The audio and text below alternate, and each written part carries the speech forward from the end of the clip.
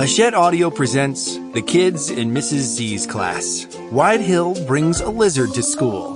Written by Eliot Schrefer. Read by Dan Bittner.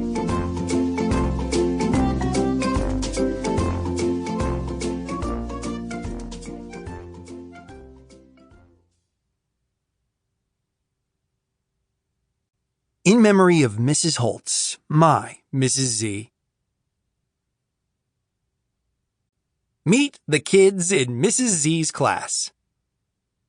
Adam, Ayana, Carlotta, Emma, Fia, Lucy, Mars, Memo, Olive, Poppy, Rohan, Ruthie, Sebastian, Stephen, Sinclair, Theo, Thunder, Wyatt. Chapter 1. What makes you unique, Wyatt Hill? Wyatt Hill noticed that something strange happened each day at recess. Even though boys and girls mixed together in Mrs. Z's classroom, as soon as they put their winter coats on and went outside to play, the boys headed in one direction and the girls in another. It was like there was some unwritten rule. To get to the field where the boys hung out, Wyatt first had to walk by the paved area where the girls played hopscotch. Today, Fia tossed a nub of purple chalk on the number 4 and hopped along wildly on one foot, while Ayana cheered her on, and Ruthie sang an encouraging song. It looked like a lot of fun, but boys didn't play over there. Patting his backpack to make sure Lizzie was secure, Wyatt trudged over to the boys' field and stood beside Memo and Theo. They watched Rohan give a running start and kick the grass, sending a clod of dirt flying. "Morning, guys," Wyatt said. "Morning, Wyatt," Memo said, watching the clod fall back down. He scrunched his eyes shut as it sprayed bits of dirt over all of them. Wyatt looked over at the hopscotch game where Emma was jumping over a piece of pink chalk on the number 2. Then he looked back at the dirt of the field. He stuck his hands deep in his pockets as he watched Adam take his turn. The boys were seeing if any of them could kick the grass hard enough to send a clump of it into the air. It had been their recess game all week, but Wyatt didn't really want to kick dirt. In fact, he couldn't figure out why anyone thought kicking dirt was fun. He listened to Memo and Theo discuss the fantasy convention they went to last month. Wyatt hadn't gone, so he didn't have much to say about it. He had a mental conversation with Lizzie in his backpack. It was a big day for her, the semifinals for the Reptile World Cup. Then Wyatt felt a tug on his sleeve. It was Ruthie. "You need to come with me, Wyatt Hill," she declared. "Me?" Wyatt asked. "You want to talk to me?"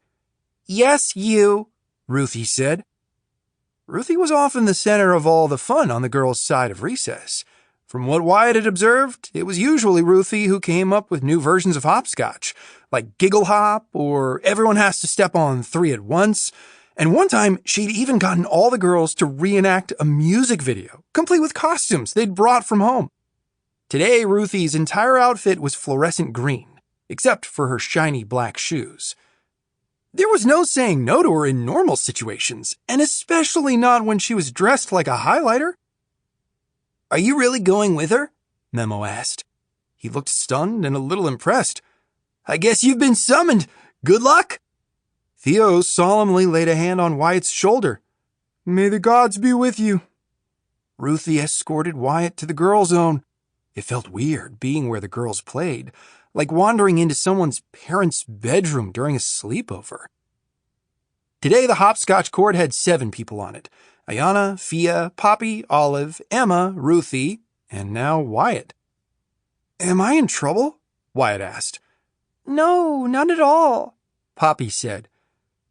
"Can kids even be in trouble with other kids?" Fia asked. "Of course they can," said Olive. Wyatt laughed nervously. "We noticed you're a little quiet," said Ruthie. "And we were all saying that we don't know anything about you," Ayana said. "So Ruthie said she'd go get you so we could ask you questions." "What kind of questions?" Wyatt asked. He started feeling sweaty. Like, what do you like? Ayana said. And what's your favorite color? Emma asked. And your favorite food? Fia added. Some people have several favorite foods, Ruthie said. I do. Or tell us, Olive said. She got stuck. I don't know. Let me see. Blue, I guess? And spaghetti? Wyatt said. Okay, Ayana said. That's a start. But what makes you, you know? Ruthie said. What makes you unique? You, unique, Fia said. She laughed. Now I want to eat blue spaghetti. Wyatt thought about possible things he could say, but each one had problems.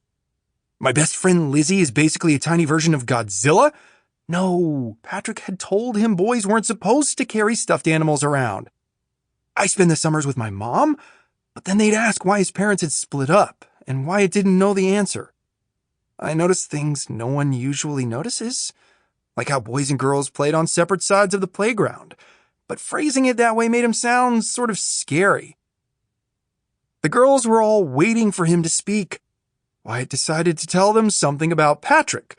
He was very cool. Maybe being associated with Patrick would make Wyatt cool too. My stepbrother is 17. He goes to the high school and works at the plant shack. Okay, Poppy said. He moves potting soil around and stuff, Wyatt said. I think he's taking a class called trigonometry. Awesome, Ruthie said, her voice trailing off. But what about you? Maybe you can play ukulele or something, Emma suggested. It doesn't have to be good.